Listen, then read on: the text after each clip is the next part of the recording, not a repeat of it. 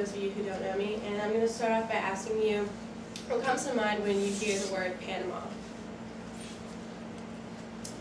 Maybe beaches or resorts, Panama City, spring break, or maybe just some Spanish-speaking country.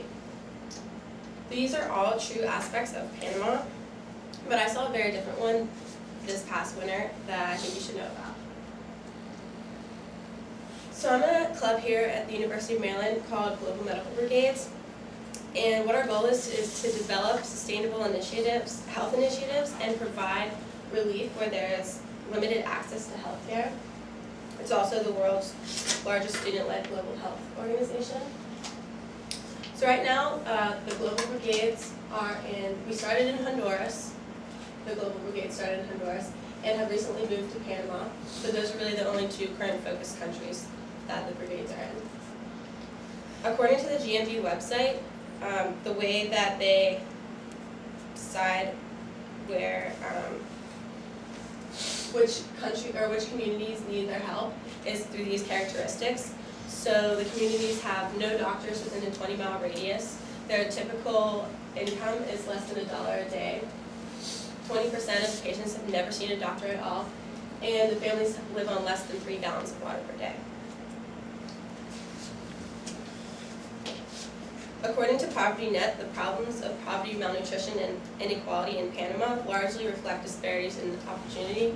So it's really important for us to help build an infrastructure for them so they can gain these opportunities. So I traveled to Panama this past winter for my medical brigade, and this is a picture of the village, the main village that I went to called Batata, and it's about 8 hours into the mountains outside of Panama City. And the main building that you see is where we conducted most of our clinics. It's the school. It's actually just a 3-classroom building.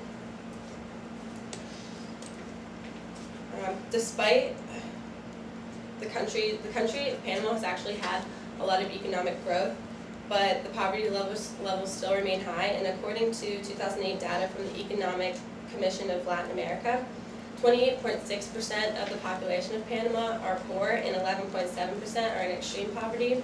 And those numbers don't seem that terrible, but the villages that we went to, we visited were actually all indigenous people of Panama, where 80.5% are below the poverty line and 51.9% are extremely poor.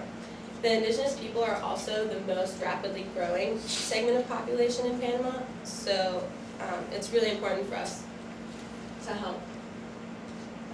So the first step of the medical brigade is, while we're still here, is to collect medicines and recruit professionals like doctors and nurses and fundraise. This is a picture of us organizing the medicines once we actually got to Panama. Once we get to the village, we conduct day-long clinics, and we see about 200 people a day.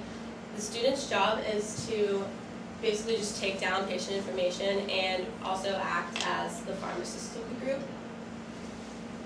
The top picture that you see on the slide is the indigenous people's typical housing. So it's just mud huts with straw roofs, and the bottom picture is some of the indigenous patients we have. The lack of rural roads also limits access to health services. These are pictures of us. We had to travel to another clinic, another village to conduct a clinic, but we couldn't drive because it had rained.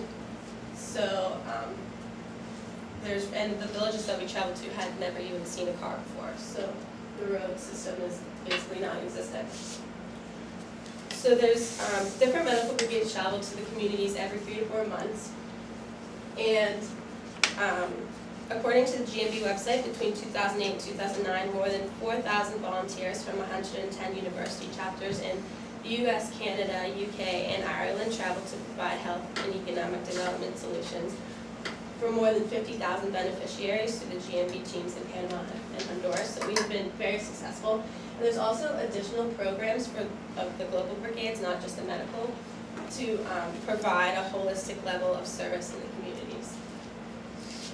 So a word that I got from Globalware website is voluntourism, which combines the best intentions of nonprofit sector with the excitement in the tourism sector to create stimulating service-oriented vacations. So this wasn't really a vacation, but we got to see the Panama Canal and Panama City, and while helping people at the same time.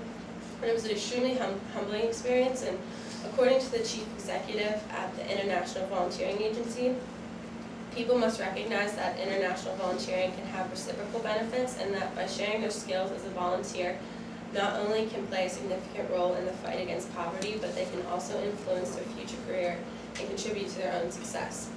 So through Global Medical Brigades and all the global brigades, you can provide yourself with great experiences and help people in the process.